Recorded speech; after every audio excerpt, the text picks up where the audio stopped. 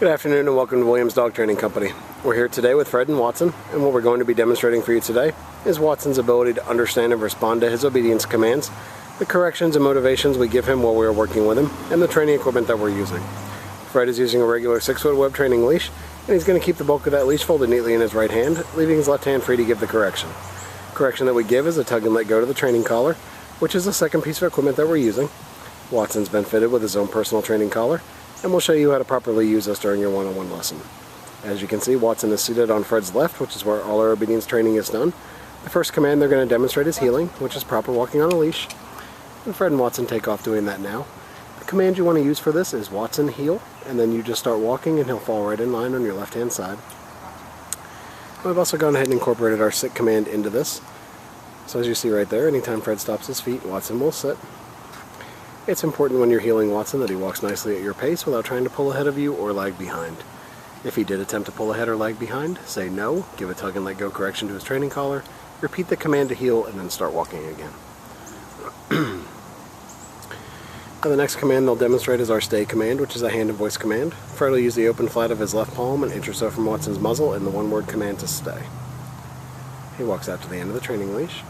It's a great exercise to build up self-control in Watson. You can start practicing this one at about a minute's time and work your way up in increments until you get to about 3 minutes. Now as Fred returns back to Watson, he's going to walk all the way around him, providing an added distraction as he goes behind, and right back to that left-hand side heel position. Watson holds that sit-stay throughout. Fred gives him some praise and then heels him right out of it. And we'll show you a little more of the heel, sit, and stay. He's got him heeling, stops his feet, Watson sits, heels him again, sits, gives him the stay, back out to the end of that leash. Now this time he'll give him a minute to hold the stay, and then he'll demonstrate our come or recall command instead of returning back to Watson. He calls Watson in using his name. Watson gets up, comes right in, sits in front of him. Then we have a move called the finish. Fred's going to heel Watson right around the back of him, and gets him right back to his proper left-hand side heel position, and he sits. He'll demonstrate that recall one more time. You have him in a sit, give him a stay, out to the end of the leash. And then he calls him in using his name. Watson comes right in, sits in front, and then the finish. Fred heels him right around the back of him, and gets Watson right back to his left-hand side heel position. It's a good time to remind you want to practice all your commands with Watson about 15 to 20 minutes a day. It helps to keep the commands fresh in his mind, and you can practice them inside or outside your home and just incorporate the commands into your daily routine with him as well.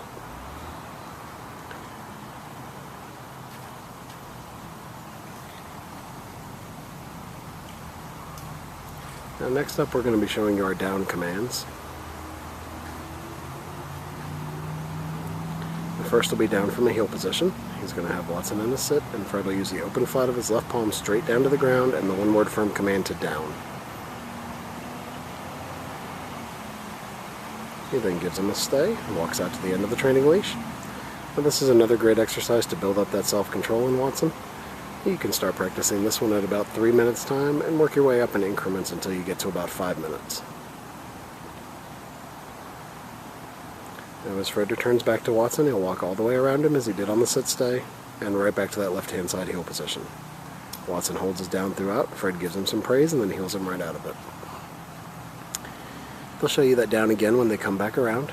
Now you see Watson's doing very well, but if for any reason he doesn't respond to a command or he breaks his stay, the first word out of your mouth is always going to be no, followed by a tug and let go correction to his training collar, and then you repeat the command you've given him. And there Fred gives him the down again, and a stay, back out to the end of that training leash. And this time he'll give him a second to hold this, and then he'll demonstrate that come or recall command right out of the down position. Call him in using his name. He gets right up, comes into you, sits in front, and then the finish again. Fred heels him right around the back of him to get him right back up to that left-hand side. And we'll give him a second to get lined up for our final command, which will be down from a distance.